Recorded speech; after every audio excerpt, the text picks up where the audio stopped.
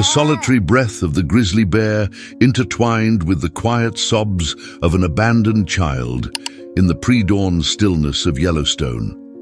No one could have imagined that this unusual proximity would forever change the fates of three beings, binding them with an invisible yet unbreakable thread.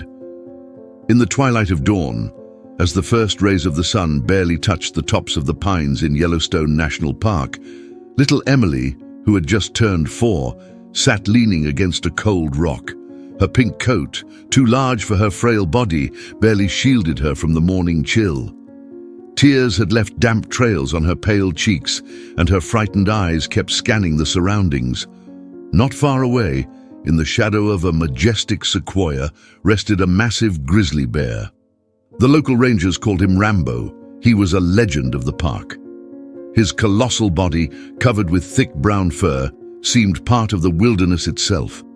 Scars on his face and sides hinted at countless battles for territory and survival. His keen ears picked up the child's quiet sobs. The bear lifted his massive head, sniffing the morning air. His dark eyes settled on the trembling figure of the little girl. Rambo slowly rose to his feet, his powerful body radiating strength with every movement. He remembered his own loneliness, when many years ago poachers had killed his mother. The reddish female bear had protected him until her last breath, and that day remained etched in the memory of the cub forever. Barely alive, he had been found by a young park ranger named Mike Sullivan, a man with kind eyes and steady hands, just starting his career. He nurtured the cub, fed him from a bottle, and spent sleepless nights by his side. When the bear grew stronger, he was released back into the wild, but the special bond between man and beast remained. Suddenly, another bear emerged from the scrub, a lean, aggressive male known for his brutality. His scars were not from fair fights, but from ruthless attacks on weaker animals. His predatory eyes gleamed at the sight of the defenseless child. Without a moment's hesitation, Rambo put himself between the predator and the girl. The air shook with a furious roar. Two giants collided in a savage fight. Claws tore through the air. Teeth snapped dangerously close to vital arteries. Rambo's powerful paws dealt crushing blows, throwing the predator backward. Despite the ferocity of the lean bear, Rambo was far stronger. After a brief but brutal struggle, the aggressor retreated, limping and fading into the forest, leaving behind droplets of dark blood on the green grass. Mike Sullivan, now an experienced senior ranger, witnessed the scene, holding his breath. Years of service in the park had streaked his hair with silver, but hadn't diminished his love for its untamed beauty. He slowly emerged from his hiding place, keeping his eyes fixed on Rambo. In 15 years of working in the park, he had learned to interpret the behavior of his old friend. The bear gave him a long look, as if saying, "I did what I had to do," and leisurely disappeared into the forest, leaving behind only trampled grass and silence. Mike ran to the girl. Emily, having lost her mighty protector, cried even harder, clutching the ranger's jacket. Her tiny fingers gripped the fabric with such force as though fearing that this person would vanish too, like everyone else in her short life. On the way back to the station, she didn't utter a single word, only held tightly to his hand, occasionally glancing back, seemingly searching for her unusual guardian.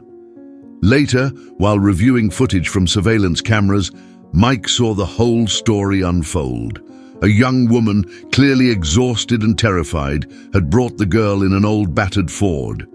Her hands trembled on the wheel, and her tear-filled eyes kept darting to the rearview mirror, as if expecting pursuit.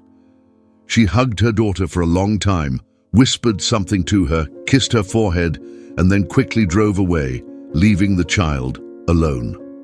Her last glance at her daughter was filled with such pain and despair that even the seasoned ranger's heart ached.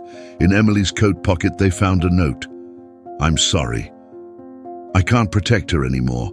My husband will find us and kill us both. Please take care of my little girl."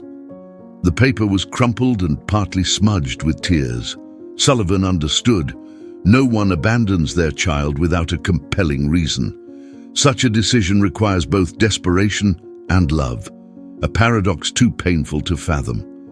He recalled Rambo's story, the bear he had rescued years ago, and looked at Emily sleeping in his office. Her face was still tear-streaked, but now it seemed calmer. In her sleep, the girl clutched a worn teddy bear, the only item her mother had left with her, along with the note and the oversized pink coat. After several months of complex legal procedures, Mike became Emily's official guardian, despite objections from some social workers who believed that a single man living at a remote ranger station couldn't provide a child with a proper life. Mike proved that there was no better place for the girl. Every morning they patrolled the park together, and sometimes, in the pre-dawn mist, they could see the massive figure of Rambo watching them from afar. The girl was no longer afraid of the great bear. She knew she now had two protectors. Occasionally, Emily would leave ripe berries on the rock where she once sat, trembling from the cold, as a gift for her shaggy friend. Years passed, and the forest continued its unhurried life. Yellowstone remained the same, majestic, mysterious, and eternally inviting. For Emily, who had grown into a confident and strong woman, the park became her home, a deep part of her soul. She cherished every corner of the land, treated each tree with reverence, and in the eyes of the animals, she saw the same wisdom and pain she had once experienced herself when she lost everything but found a new family. Emily became a ranger in Yellowstone, and she often told tourists the story of how a wild bear protected a little girl, and how a lonely ranger became her new family. Her eyes, once filled with fear, now shone with confidence and peace.